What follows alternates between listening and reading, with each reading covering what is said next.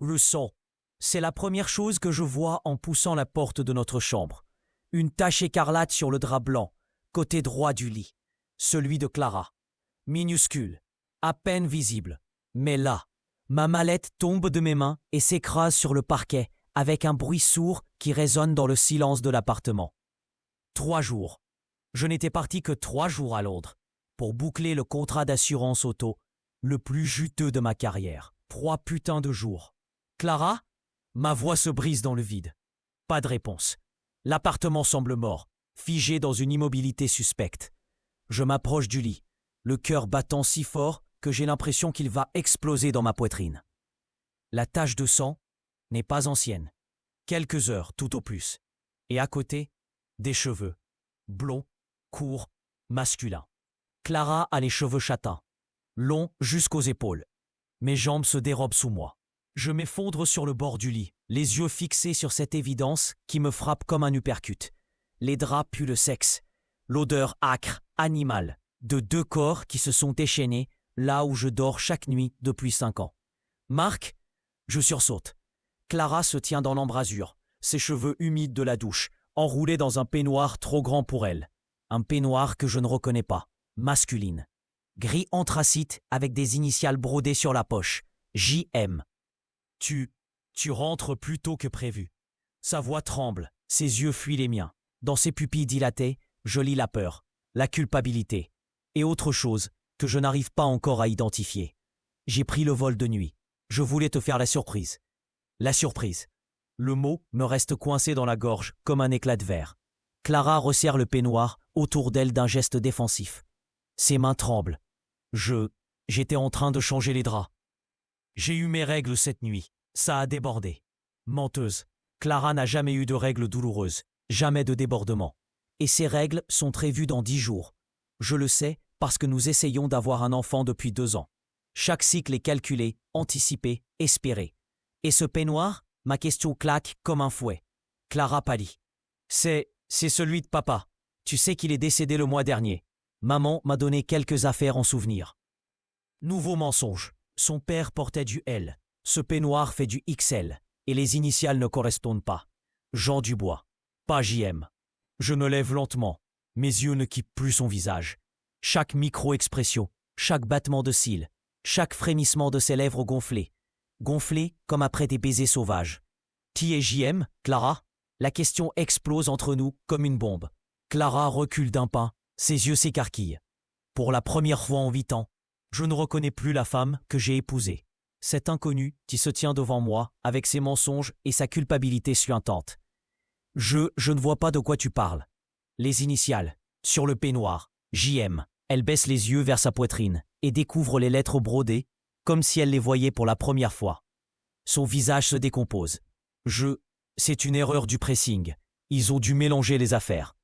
Pathétique. Même un enfant de 5 ans ne goberait pas ça. Je m'avance vers elle. Clara recule jusqu'à ce que son dos heurte le mur. Je la domine de ma hauteur, plonge mon regard dans le sien. Elle a toujours détesté être acculée physiquement. Ça la panique, la fait parler. Où étais-tu cette nuit, Clara? Ici. J'étais ici. Avec qui? Seul, j'étais seul. Sa voix monte dans les aigus, hystérique, coupable. Alors explique-moi le sang, les cheveux blonds, cette odeur de foutre sur mes draps. Le mot foutre la fait tressaillir, comme si je l'avais giflé. Des larmes perlent au coin de ses yeux. Mais ce ne sont pas des larmes de tristesse. C'est de la peur. Une peur panique de se faire prendre. Marc, tu délires. Tu es fatigué par le voyage. Tu imagines des choses qui n'existent pas. Elle tente de se faufiler vers la porte, mais je bloque le passage d'un bras. Pas violemment. Juste assez pour qu'elle comprenne que cette conversation n'est pas terminée. JM, qui est-ce, Clara? Ton client, celui dont tu m'as parlé au téléphone? Julien? Julien comment déjà? Je bluffe. Elle n'a jamais évoqué de client avec ses initiales. Mais son visage se ferme d'un coup. Ses traits se durcissent. Bingo. Tu es malade, Marc. Complètement malade. Elle me bouscule et s'enfuit vers le salon. Je la suis. Mes pieds nus claquent sur le parquet froid. Clara a attrapé son téléphone et compose fébrilement un numéro. Sophie, c'est moi. Oui, Marc est rentré. Non, tout va bien. Mais, tu peux venir? Maintenant? S'il te plaît. Sophie, sa complice, sa confidente, celle qui couvre ses mensonges depuis combien de temps déjà? Clara raccroche et me fait face. Ses larmes ont séché, remplacées par une détermination froide que je ne lui connaissais pas. Tu as besoin d'aide, Marc. Cette jalousie maladive, ces accusations délirantes, ce n'est pas normal. L'attaque, la meilleure défense, une technique que j'utilise moi-même dans mes négociations les plus tendues. Retourner la situation, faire culpabiliser l'adversaire. Sauf que là, c'est ma femme qui l'utilise contre moi. J'ai les preuves, Clara. Nouveau bluff, mais efficace. Son masque se fissure une seconde. Quelle preuve? Tu le sauras bien assez tôt. Je retourne dans la chambre et claque la porte. Mes mains tremblent de rage quand je ramasse ma mallette et commence à défaire mes bagages. Chaque vêtement que je sors me rappelle ces 3 jours à Londres, où je négociais le contrat de ma vie, pendant qu'elle baisait avec un autre dans notre lit conjugal. Mon téléphone vibre. Un message. Arrête ton cinéma. Tu n'as rien. Et tu n'auras jamais rien. C. Clara vient de m'envoyer un SMS. Depuis le salon, à 3 mètres de distance, pour me dire qu'elle me défie ouvertement. La guerre est déclarée. Je tape ma réponse d'une main ferme. Game on, ma chérie. Tu vas découvrir ce que valent mes campagnes marketing quand l'enjeu en vaut la peine. Sa réponse arrive immédiatement. Tu me fais pitié. Pitié. Elle me fait pitié. Moi qui viens de négocier un contrat de 2 millions d'euros avec les Britanniques. Moi qui gère les campagnes digitales les plus innovantes du marché européen. Moi qui optimise des taux de conversion que mes concurrents ne peuvent qu'envier. Elle va voir ce que vaut ma pitié. J'ouvre mon ordinateur portable et crée un nouveau dossier. Projet Clara. Comme une campagne publicitaire classique, cette opération va nécessiter de la méthode, de la patience et une stratégie irréprochable. Première étape, l'identification de la cible. JM, Julien M. Probablement le client dont elle m'a parlé au téléphone la semaine dernière, celui qui développe une plateforme d'éducation en ligne. Je vais retrouver ce fils de pute et découvrir exactement qui il est. Deuxième étape, la collecte d'informations. Téléphone, mail, relevé bancaire, déplacement. Clara croit me connaître, mais elle ignore que j'ai passé 3 ans dans une agence spécialisée en investigation digitale, avant de me lancer dans le marketing. Je sais pister une infidélité comme d'autres tracent des parcours clients. Troisième étape, la phase d'attaque. Quand j'aurai tout, absolument tout, je frapperai là où ça fait le plus mal. Professionnellement, financièrement, socialement. Clara ne sait pas encore qu'elle vient de déclencher les hostilités contre le mauvais adversaire. Mon téléphone vibre de nouveau. Cette fois, c'est un numéro inconnu. Marc, c'est Julien. Julien Moreau. Nous devons parler. Demain, 15h, Café de la Paix. Viens seul et ne dis rien à Clara. Mon sang se glace dans mes veines. Il connaît mon nom, mon numéro, et il veut me parler. Qui est vraiment cet homme? Depuis quand tout ceci est-il organisé? Et surtout, que me veut-il? Dans le salon, j'entends Clara qui raccroche avec Sophie et pousse un soupir de soulagement. Elle croit avoir gagné du temps. Elle croit que je vais me calmer, que ma jalousie va retomber comme un feu de paille. Elle se trompe. Parce que désormais, je le sais avec une certitude absolue. Rien de tout ceci n'est le fruit du hasard.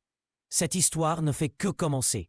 Et Julien Moreau vient de commettre sa première erreur en me contactant directement. Chapitre 2. Le rendez-vous au Café de la Paix. Je n'ai pas fermé l'œil de la nuit. Clara non plus, d'ailleurs. Nous avons tourné le dos l'un à l'autre dans ce lit souillé, chacun feignant le sommeil, chacun calculant ses prochains coups. À 6h du matin, elle s'est levée la première, a pris une douche interminable, puis est partie travailler sans un mot, sans un regard, sans même un café. Son silence me confirme que j'ai visé juste. Julien Moreau existe bel et bien. Et leur histoire ne date pas d'hier. J'ai passé la matinée à fouiller sur LinkedIn, Facebook, les réseaux professionnels. Julien Moreau, 34 ans, diplômé HEC, fondateur de Skills Master, une plateforme de formation en ligne qui cartonne dans le milieu entrepreneurial. Son dernier financement, 8 millions d'euros. Sa spécialité, les masterclass sur l'optimisation des revenus passifs et les stratégies d'investissement immobilier. Exactement le profil de client que gère Clara dans sa banque privée. Sur ses photos Instagram, je découvre un homme séduisant, sportif, bronzé permanent, sourire carnassier de prédateur, habitué à obtenir ce qu'il veut. Le genre d'homme qui collectionne les conquêtes comme des trophées. Sa dernière publication date d'hier soir, un selfie dans un restaurant étoilé avec la mention « Soirée parfaite ». L'heure de publication, 22h47. L'heure exacte où Clara prétendait dormir à côté de moi. Salaud. 13h45. Je suis en avance au Café de la Paix, installé à une table d'angle d'où je peux surveiller l'entrée. Mon cœur bat la chamade, mes mains sont moites. Je commande un double expresso et allume discrètement l'application d'enregistrement de mon téléphone. Cette conversation, je veux la garder en intégralité. 14h55. Il pousse la porte avec 5 minutes de retard calculé. Technique classique de domination. Arriver légèrement en retard pour déstabiliser l'adversaire. Je l'aurais fait aussi à sa place. Il me repère immédiatement. Pas difficile. Je suis le seul homme seul de mon âge dans ce café. Julien s'avance vers moi avec l'assurance du vainqueur. Costume sur mesure, montre Rolex, chaussures italiennes qui claquent sur le carrelage comme une déclaration de guerre. Marc, Julien Moreau. Il me tend une main ferme. Regard direct. Sourire commercial parfaitement calibré. Je serre sa main en résistant à l'envie de la broyer. Cette main a touché ma femme. Ses doigts ont parcouru son corps, l'ont fait gémir de plaisir. Assieds-toi. Ma voix est glaciale. Julien ne se démonte pas. Il s'installe face à moi avec désinvolture, commande un thé vert au serveur sans même consulter la carte. Comme s'il était chez lui. Comme s'il contrôlait la situation. Tu te demandes pourquoi je t'ai contacté. Ce n'est pas une question, c'est une affirmation. Julien penche légèrement la tête, m'observe comme un entomologiste étudierait un insecte rare. Entre autres, oui. Parce que tu poses trop de questions. Et que tes questions dérangent. Il sort son téléphone, fait défiler quelques messages, puis me montre l'écran. Un échange WhatsApp avec Clara datant de ce matin. Clara, il sait pour le peignoir, et il a vu les draps. Julien, je m'en occupe. Clara, comment? Julien, fais-moi confiance. Comme toujours. Comme toujours. Ces deux mots me percent le cœur comme des lames chauffées à blanc. Depuis combien de temps ma femme fait-elle confiance à cet homme plutôt qu'à son propre mari? Depuis quand? Julien range son téléphone et me sourit. Un sourire de requin. Depuis quand quoi? Ne joue pas au plus malin avec moi. Depuis quand tu baises ma femme? Le mot claque entre nous. Deux femmes âgées à la table voisine sursautent et nous regardent avec désapprobation. Julien ne scie pas. 6 mois, peut-être 7. Le temps perd de son importance quand on rencontre l'âme sœur. L'âme sœur. Il ose prononcer ces mots en me regardant droit dans les yeux. L'âme sœur qu'il m'a volée. L'âme sœur avec laquelle j'essaie d'avoir un enfant depuis 2 ans. Et tu crois que je vais accepter ça en gentleman? Tu n'as pas le choix, Marc, parce que Clara a fait son choix. Et ce n'est pas toi. Sa phrase me frappe comme un direct au foie. Je me penche vers lui. Baisse la voix pour que personne ne puisse nous entendre. Qu'est-ce que tu veux exactement? De l'argent? Que je disparaisse de sa vie? Que je vous laisse tranquille? Je veux que tu signes. Il sort une chemise cartonnée de sa mallette et la pose sur la table. Des documents officiels, tamponnés, visés par un avocat. Je reconnais l'entête du cabinet qui gère nos affaires de famille. Signez quoi? La procédure de divorce par consentement mutuel. Clara et toi. Vous vous séparez à l'amiable. Partage équitable des biens, pas de pension alimentaire puisque vous n'avez pas d'enfant. Chacun repart avec sa liberté. J'ouvre la chemise d'une main tremblante. Tout y est. Nos conjoints, l'appartement, ma voiture, ses bijoux. Même nos contrats d'assurance auto sont détaillés. Quelqu'un a épluché notre vie financière dans ses moindres détails. Qui a préparé ça? Clara, évidemment. Elle connaît parfaitement vos finances communes. C'est son métier. Clara, ma propre femme, a calculé notre divorce comme elle optimise les portefeuilles de ses clients. Avec la même froideur, la même précision, la même absence d'émotion.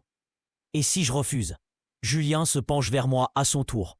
Son sourire s'efface, remplacé par une expression de menace à peine voilée.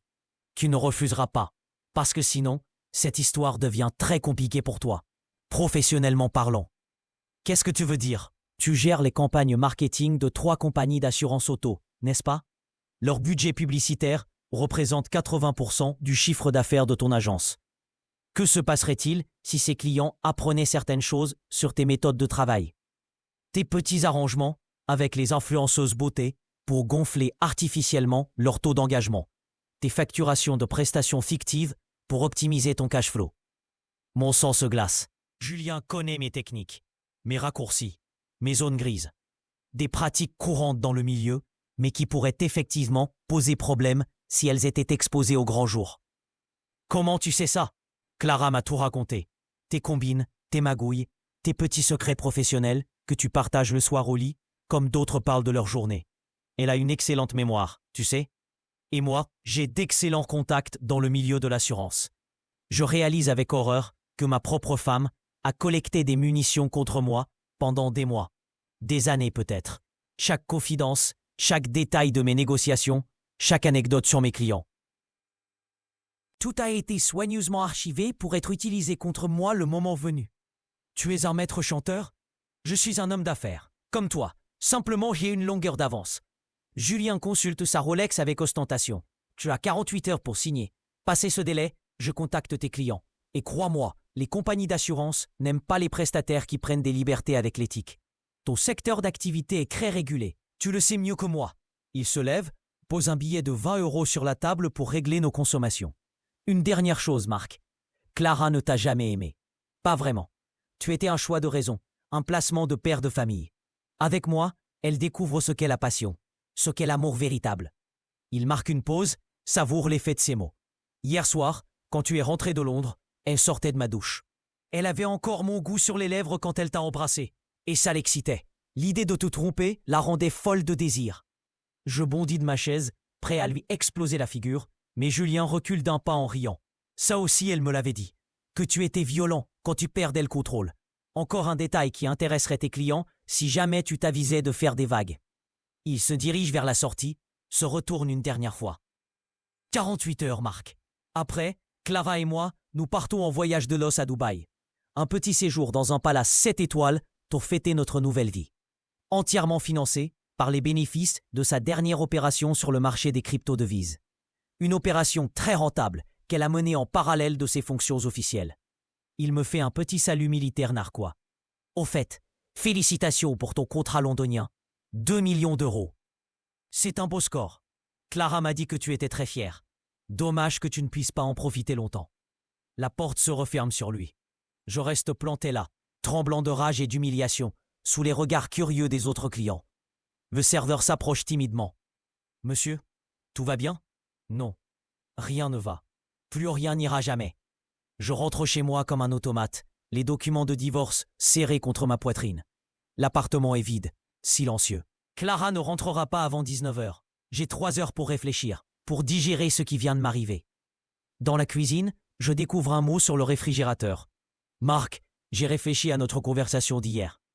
Je crois qu'il vaut mieux qu'on se sépare. Nous ne sommes plus heureux ensemble. J'ai demandé à Sophie de venir récupérer quelques affaires. Ne m'attends pas ce soir. Je dors chez elle. Clara. » Tout était prévu, orchestré, calculé comme une campagne marketing parfaite. Ils m'ont piégé, mais ils ignorent une chose essentielle. Dans mes tiroirs, j'ai conservé tous les dossiers de mes anciens clients, y compris ceux de l'époque où je travaillais pour l'agence d'investigation, y compris un certain commissaire à la retraite qui me doit encore quelques services. Et Julien Moreau vient de commettre une erreur fatale. Il a sous-estimé ma capacité de riposte. 48 heures? Très bien. Ça me laisse largement le temps de découvrir ses petits secrets, ses vrais revenus, l'origine de ses financements, les méthodes qu'il utilise pour développer sa plateforme e-learning. Parce que j'ai dans l'idée que M. Moreau n'est pas aussi clean qu'il veut le faire croire. Mon téléphone sonne. Clara. Marc, Sophie m'a dit que tu avais l'air bizarre cet après-midi. Tu as pas fait de bêtises, j'espère? Sa voix est inquiète.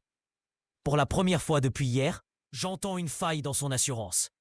Quel genre de bêtises, ma chérie? Tu n'as rencontré personne? Tu n'as parlé à personne? Elle a peur. Julien ne lui a pas encore raconté notre entrevue.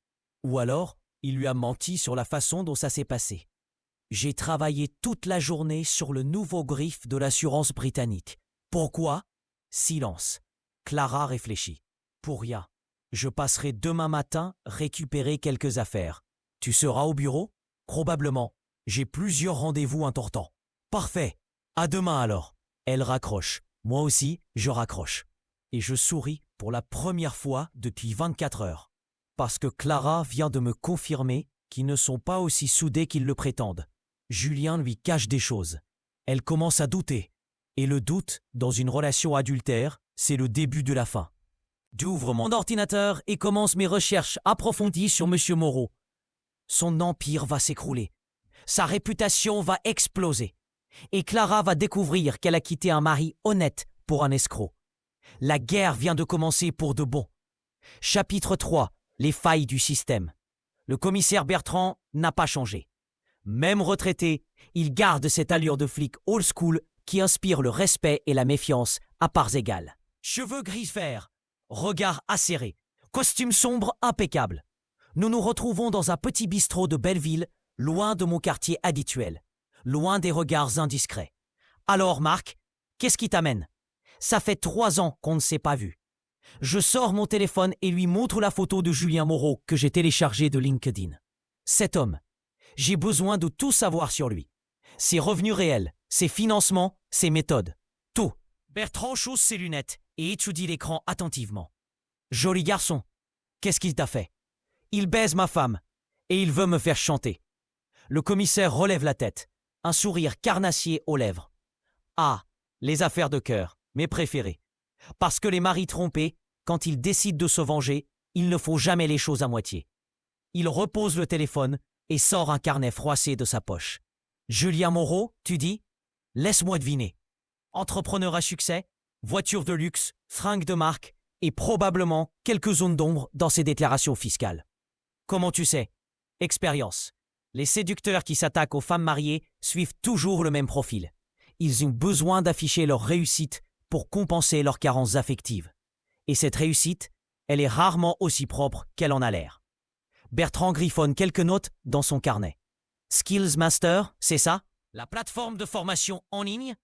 Tu connais? Mon gendre a failli investir dedans l'année dernière. Heureusement que je l'ai dissuadé. Leur modèle économique ne tient pas la route. Ils promettent des rendements impossibles, captent l'épargne des gogos avec des masterclass bidons et recyclent l'argent dans de nouveaux investissements de plus en plus risqués.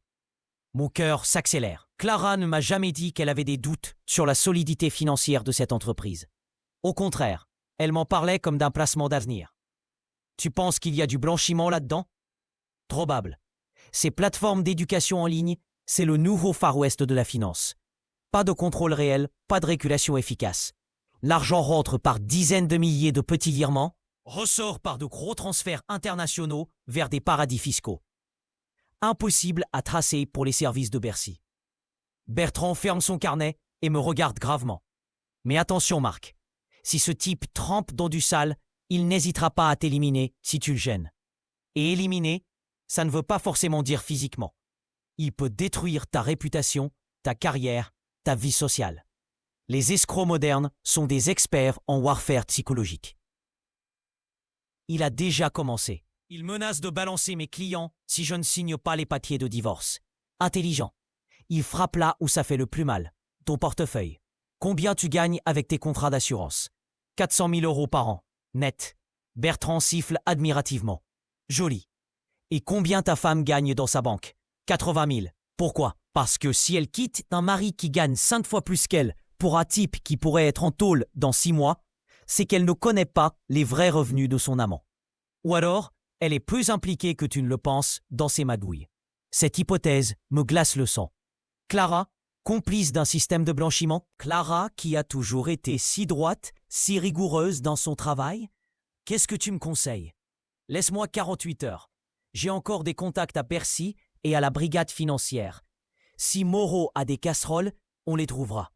Nous nous séparons devant le bistrot. En rentrant chez moi, je découvre que Clara est passée en mon absence.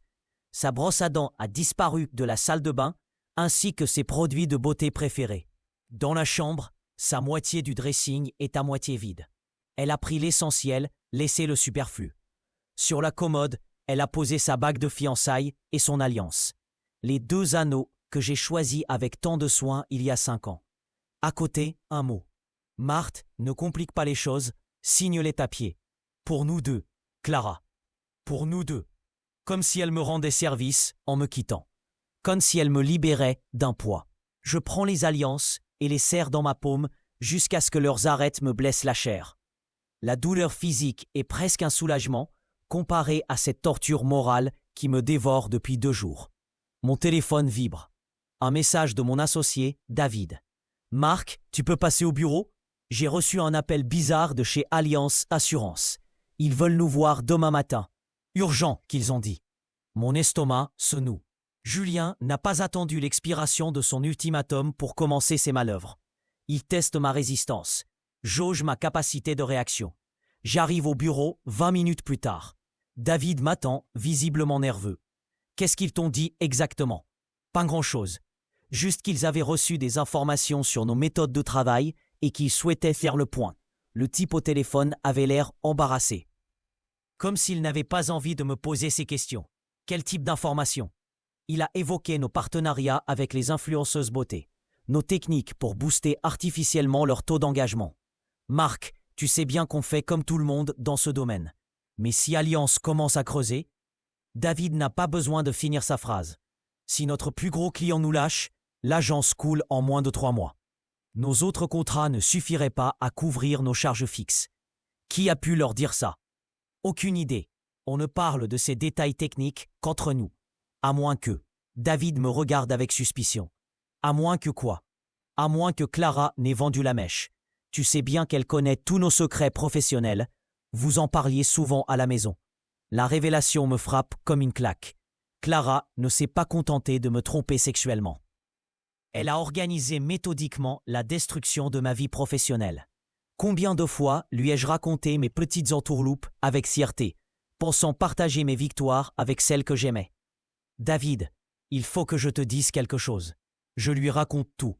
L'infidélité, le chantage, les menaces de Julien. David m'écoute sans m'interrompre. Son visage se décompose au fur et à mesure de mes révélations. Putain, Marc, on est dans la merde.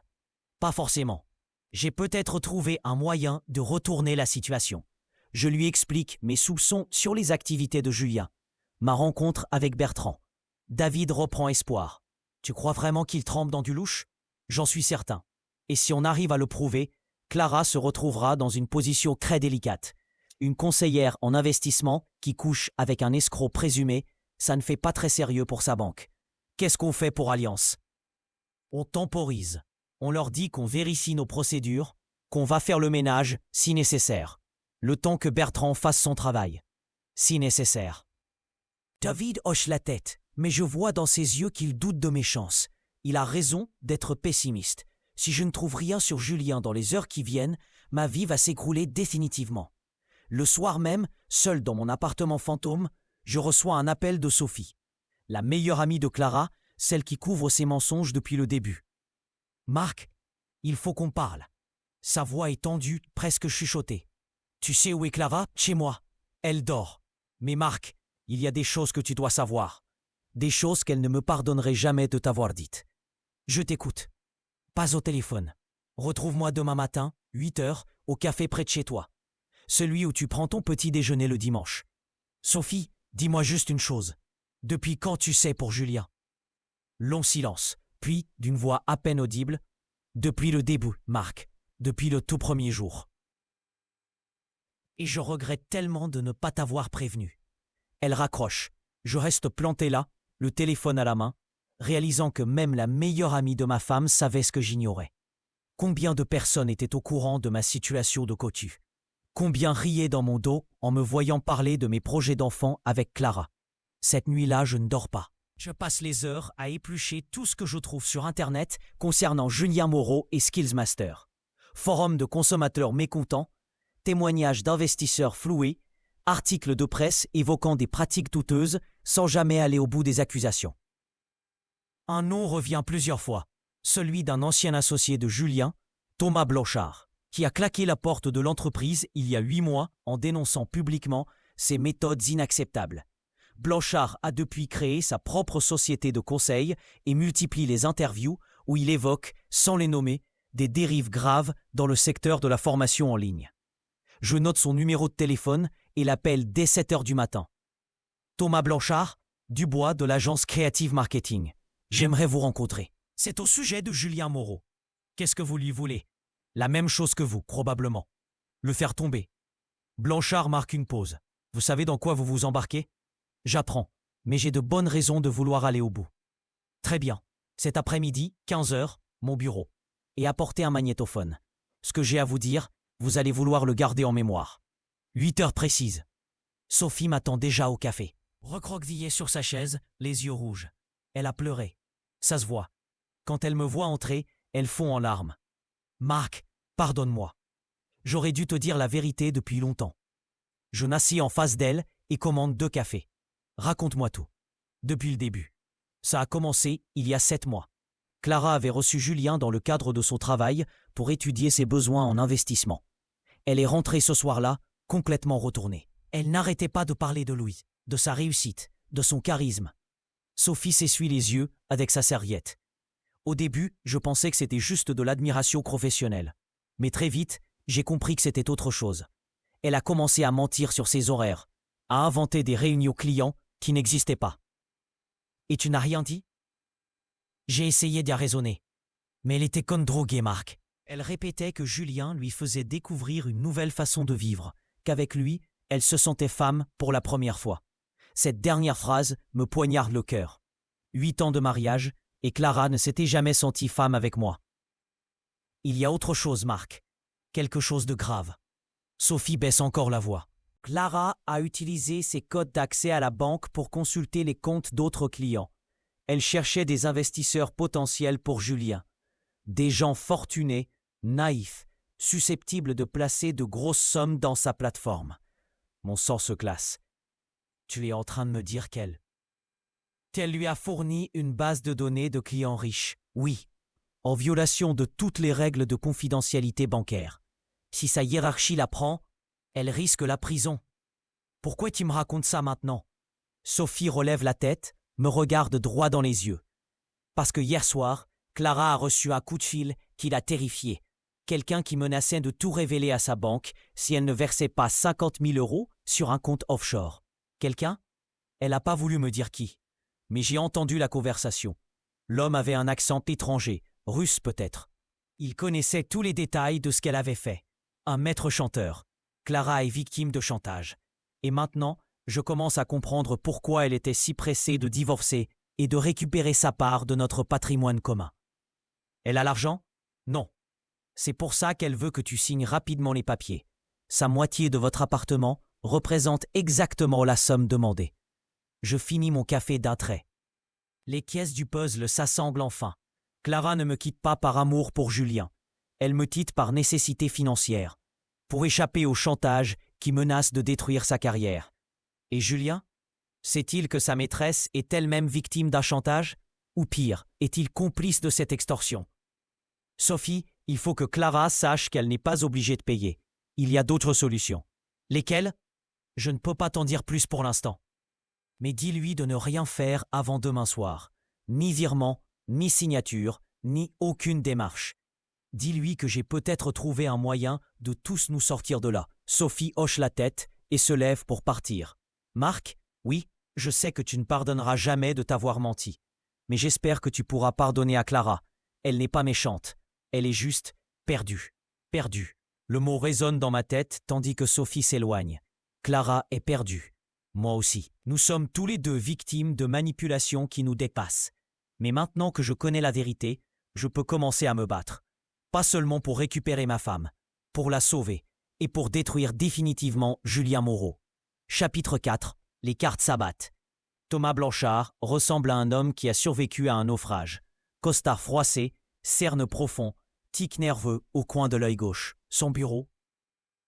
Au 3e étage d'un immeuble vétuste de République, sent le café froid et la sueur. Au mur, des graphiques financiers côtoient des coupures de presse jaunies. Vous savez ce que c'est ? Un schéma de Ponzi moderne ? Il me pose la question avant même que je me sois assis. Ses mains tremblent légèrement quand il allume sa énième cigarette de la journée.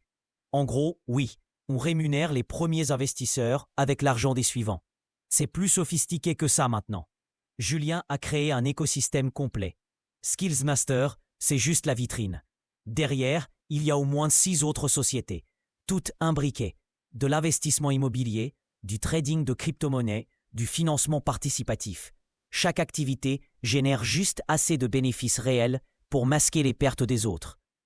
Thomas sort un dossier épais de son tiroir et l'étale sur le bureau. Organigramme complexe. Relevé bancaire, capture d'écran de plateforme numérique. regardez ces chiffres. Skillsmaster annonce 15 millions de chiffre d'affaires l'an dernier. En réalité, seulement 3 millions proviennent de vraies formations. Le reste, c'est du recyclage d'argent entre ces différentes entreprises. Et ces investisseurs ne voient rien? Les petits porteurs touchent leur 8% annuel promis, ponctuellement. Ça les rassure. Mais les gros investisseurs, ceux qui ont mis plus de 100 000 euros, commencent à poser des questions. 3 d'entre eux ont porté plainte le mois dernier. Je note tout dans mon carnet, grave chaque détail dans ma mémoire. Julien n'est pas seulement un séducteur. C'est un escroc de haut vol qui va s'écrouler tôt ou tard. Pourquoi vous ne l'avez pas dénoncé plus tôt? Thomas écrase sa cigarette avec violence. Parce qu'il a des protections. Des gens haut placés qui profitent de ses montages financiers. Des politiques, des banquiers, des magistrats. Julien ne s'est pas contenté de créer une escroquerie. Il a tissé un réseau de complicité.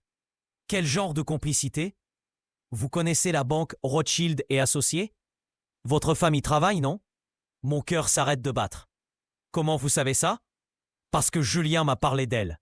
Il se vantait d'avoir retourné une conseillère de chez Rothschild. Une femme mariée qui lui donnait accès aux dossiers de ses clients les plus fortunés. La nausée me submerge. Clara n'était pas seulement la maîtresse de Julien. Elle était son informatrice privilégiée, sa complice active. Depuis quand? Depuis qu'il a ouvert son premier compte chez Rothschild. Il y a 8 mois. 8 mois. Pas 6 ou 7 comme l'avait dit Sophie. 8 mois pendant lesquels ma femme trahissait à la fois son mari et son employeur. Elle savait? Pour l'escroquerie? Thomas hausse les épaules. Difficile à dire. Julien est très fort pour compartimenter les informations. Il ne dit jamais tout à personne. Mais votre femme n'est pas idiote. Elle a dû comprendre que quelque chose clochait. Il se lève et va chercher un autre dossier dans son coffre-fort. Tenez, regardez ça. Les relevés bancaires personnels de Julien sur les 6 derniers mois. Vous voyez ces virements réguliers de 5 000 euros? Ils proviennent du compte joint que votre femme partage avec vous. Je manque de tomber de ma chaise. Les virements sont là, noir sur blanc, avec les dates et les références. 5 000 euros tous les mois, prélevés sur notre compte commun et versés sur le compte personnel de Julien. Elle finançait sa propre liaison. Exactement. Et regardez les dates. Ça correspond aux périodes où vous étiez en déplacement professionnel. Chaque voyage d'affaires, chaque absence, Clara en profitait pour alimenter le compte de son amant. Avec mon argent. Avec l'argent que je gagnais en me tuant au travail pour nous construire un avenir. Il y a pire. Thomas sort une 3e liasse de documents. Votre femme a souscrit un crédit immobilier de 200 000 euros le mois dernier. À votre nom. Avec votre signature. Les documents me glissent des mains. Ma signature en bas d'un contrat de prêt que je n'ai jamais signé. Pour l'achat d'un appartement dans le 16e arrondissement que je n'ai jamais visité. C'est impossible. Je n'ai jamais. Elle a utilisé une procuration que vous aviez signée pour la vente de votre ancienne voiture. Vos conseillers bancaires la connaissent, ils lui font confiance. Un petit montage administratif et le tour était joué. 200 000 euros, l'équivalent de 6 mois de mes revenus. Détournés, volés, pour acheter un nid d'amour à ma propre femme et à son gigolo. Où est cet appartement? Avenue Mozart, à 3 pièces avec terrasse. Julien y organise ses petites fêtes privées avec ses clients les plus généreux. Votre femme joue les hôtesses. L'image me vrille le cervure. Clara en robe de soirée, servant des cocktails au gogo que Julien dépouille méthodiquement. Clara souriante, charmante, appâtant les nouveaux pigeons avec sa classe naturelle et son expertise financière. Thomas, j'ai besoin de preuves, de vraies preuves, pas seulement des documents. Quel genre de preuves? Des enregistrements, des photos, des témoignages, quelque chose qui permettra de les faire tomber définitivement. Thomas me regarde longuement, évalue ma détermination. C'est dangereux.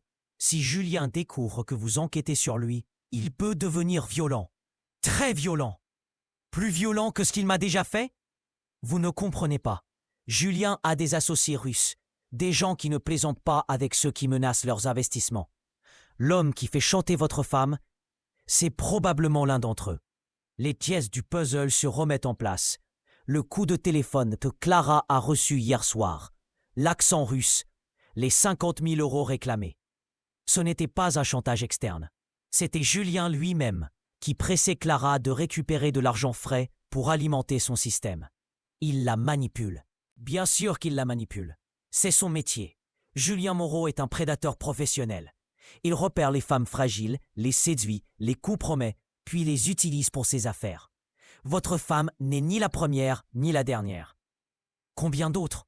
Au moins 3 que je connaisse. Toutes conseillères financières dans de grandes banques. Toutes mariées. Toutes convaincues d'être sa seule et unique âme sœur. Cette révélation m'achève. Clara croit vivre un grand amour alors qu'elle n'est qu'un pion dans un plan plus vaste. Une proie parmi d'autres. Je veux des preuves, Thomas. Coûte que coûte. Il hoche la tête et sort son téléphone. J'ai gardé le contact avec quelques clients de Julien. Des gens qui commencent à avoir des doutes. Si on organise ça bien, on peut peut-être les convaincre de porter leur téléphone en mode enregistrement lors de leur prochaine réunion. Quand? Il y a une soirée demain soir, avenue Mozart, dans l'appartement que votre femme a acheté avec votre argent. Julien présente ses nouveaux produits financiers à une dizaine d'investisseurs fortunés. Clara sera là? Probablement. Elle joue toujours les maîtresses de maison dans ce genre d'événement. Je sens une rage froide monter en moi.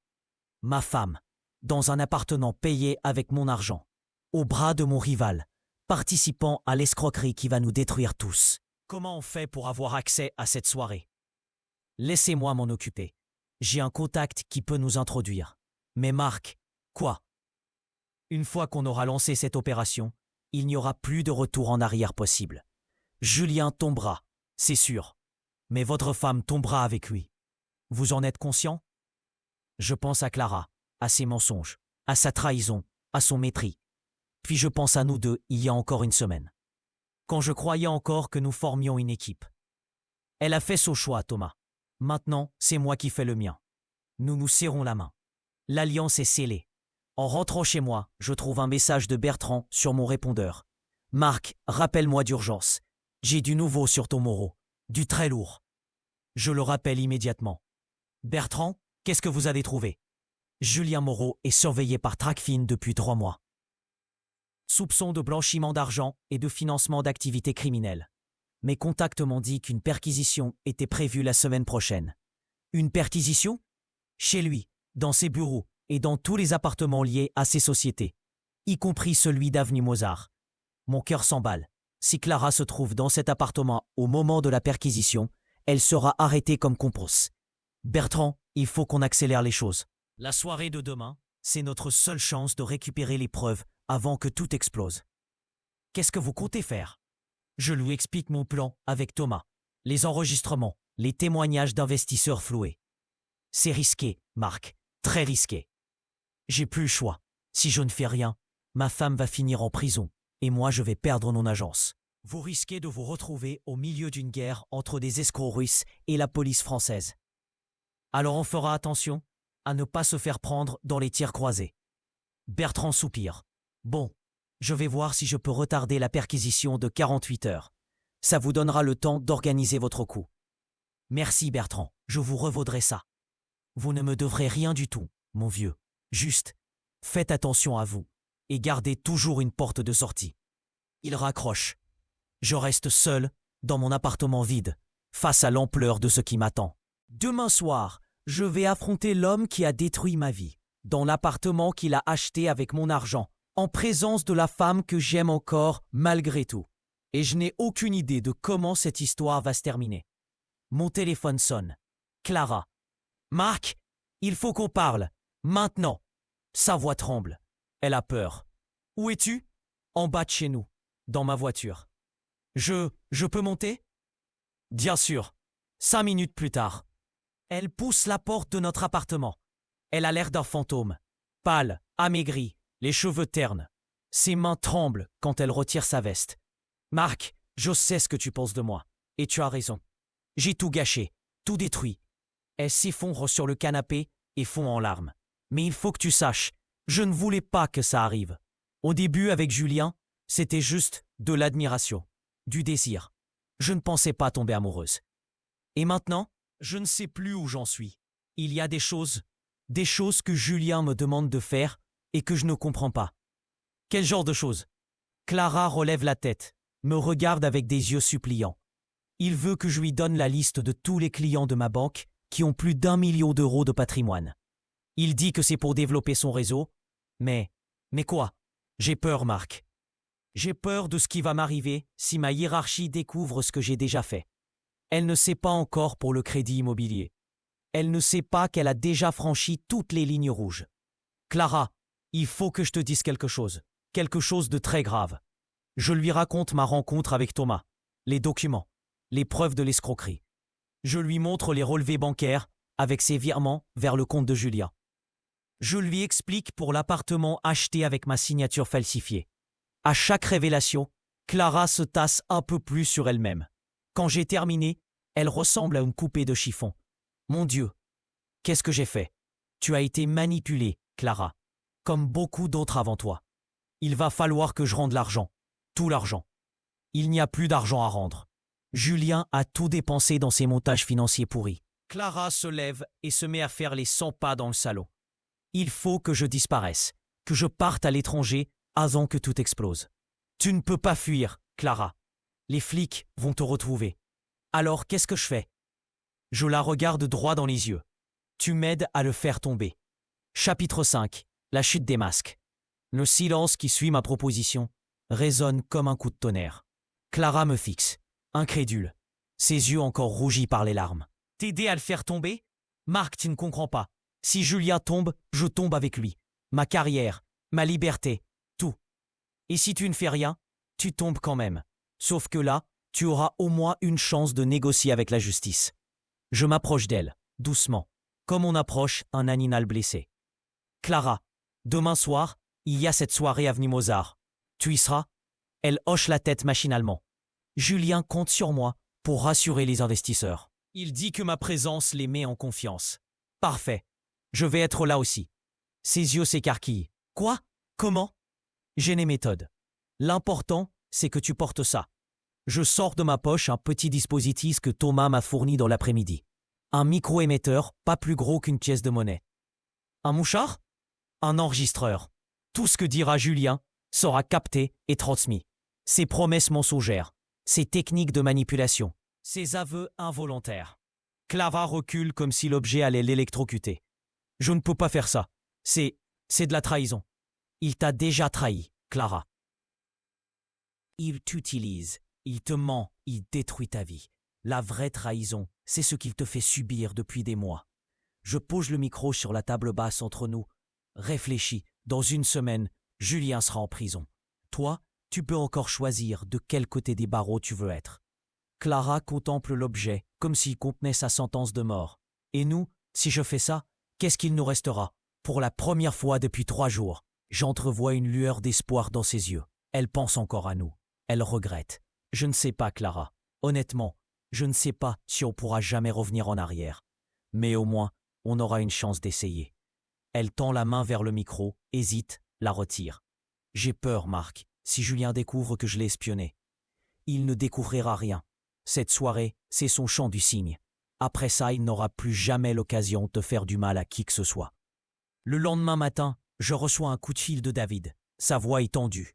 Marc, on a un problème. Alliance a annulé notre contrat, avec effet immédiat. Mon estomac se noue.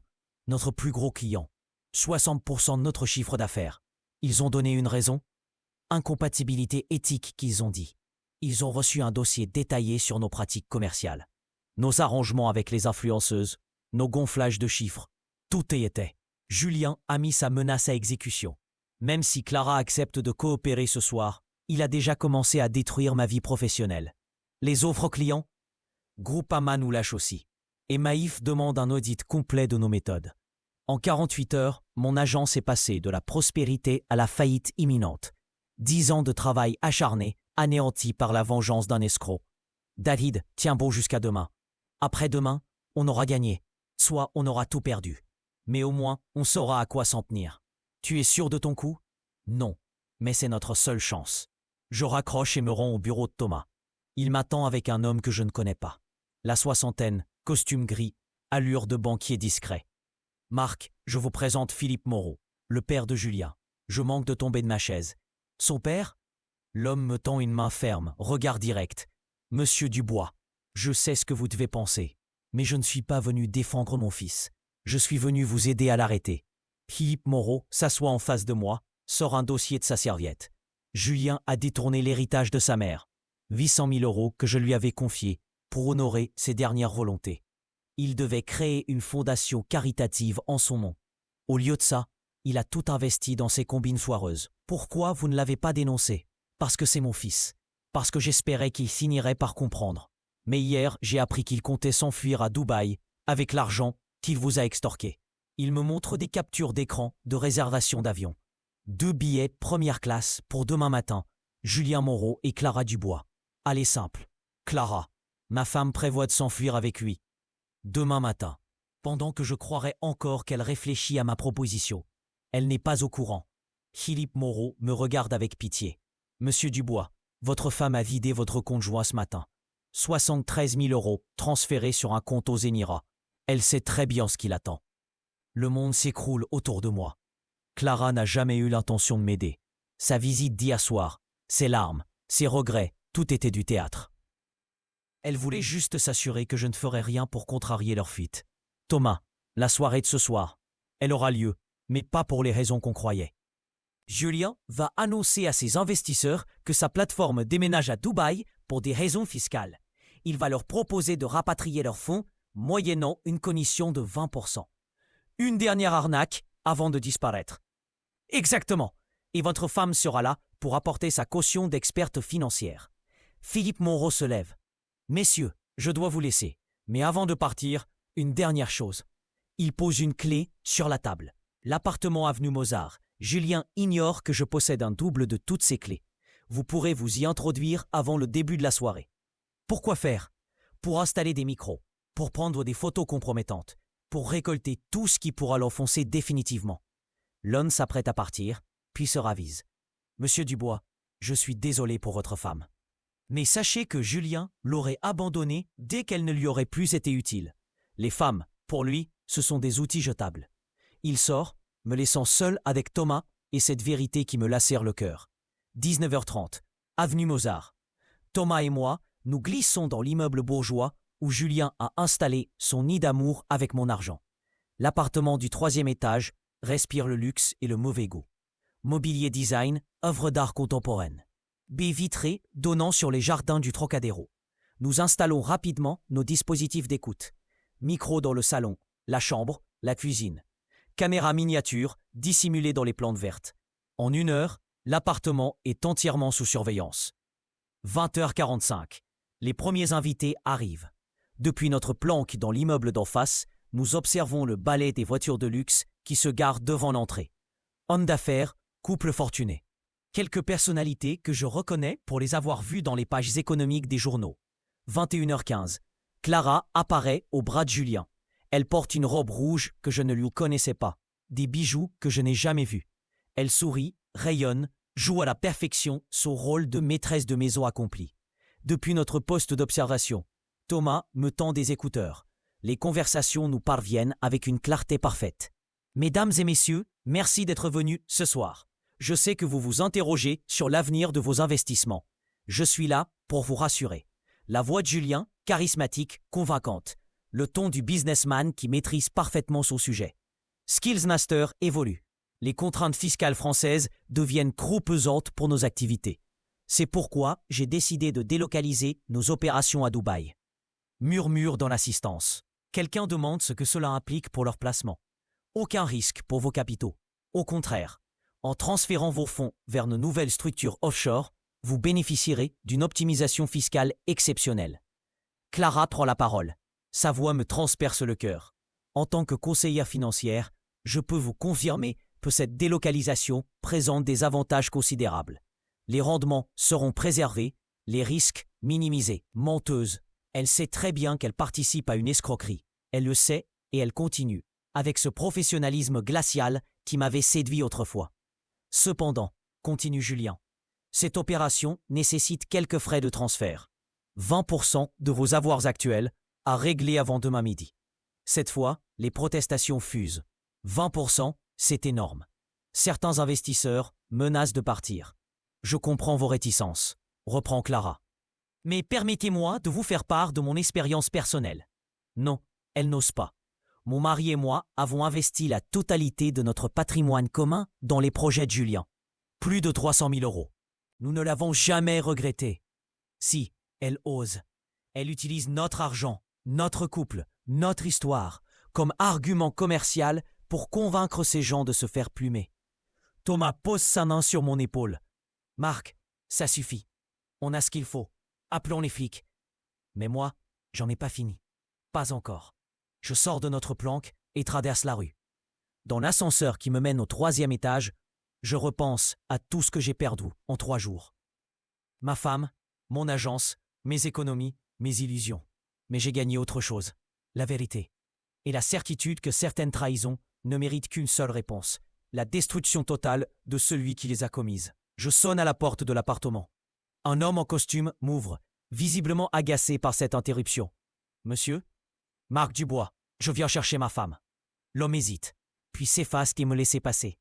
Dans le salon, les conversations s'arrêtent net. Tous les regards convergent vers moi. Clara blêmit. Julien, lui, affiche un sourire carnassier. « Marc, quelle surprise! Tu tombes bien, on parlait justement de toi. » Je m'avance au centre du salon, sous les regards intrigués de l'assistance. « Vraiment? J'espère qu'on a dit que du bien. »« Que du bien, bien sûr. » Clara expliquait à nos amis combien tu étais enthousiaste à l'idée d'investir dans nos nouveaux projets. Il joue. Il bluffe. Il pense encore contrôler la situation. En effet. D'ailleurs, j'ai une surprise pour tout le monde.